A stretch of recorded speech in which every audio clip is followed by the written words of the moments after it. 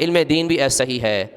کہ جو آدمی اس راستے پہ ہے وہ اللہ کے راستے میں ہے، اور فرمائے کہ جو اس راستے میں چلتا ہے اللہ تعالیٰ اس کے لیے جنت کا راستہ آسان کر دیتے ہیں۔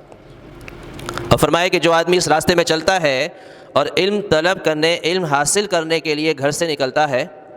تو آپ صلی اللہ علیہ وسلم نے صحیح حدیث میں فرمایا کہ فرشتے اپنے پر بچھاتے ہیں اس کے اعزاز کے لیے، اس کے کرام کے لیے۔ جیسے آپ نے دیکھا ہوگا کسی ملک کا پریزیڈنٹ آتا ہے، بادشاہ آتا ہے،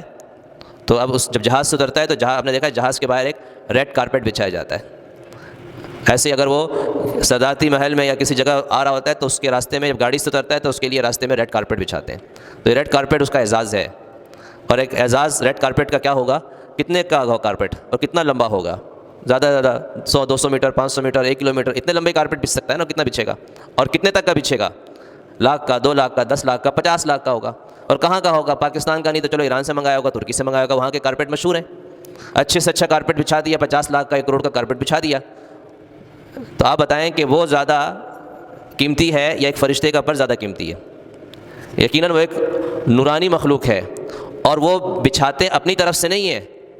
وہ اللہ ان کو کہتا ہے کہ بچھاؤ، وہ اللہ کے حکم سے بچھا رہے ہوتے ہیں۔ یہاں تو گورنمنٹ کہتی ہے بچھاؤ ریڈ کارپیٹ، اور وہاں اللہ کی طرف سے ہوتا ہے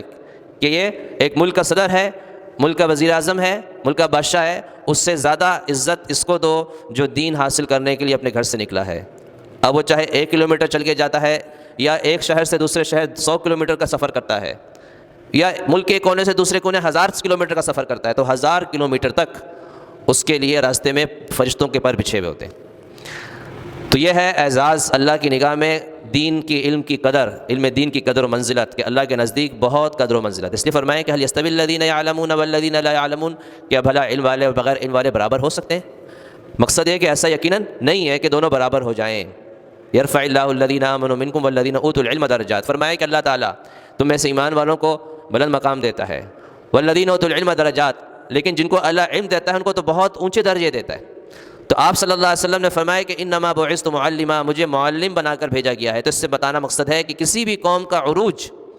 اس وقت ہو سکتا ہے جب ان کے پاس علم ہوگا، جہالت سے ہمیشہ قوم زوال کا شکار ہوتی ہے۔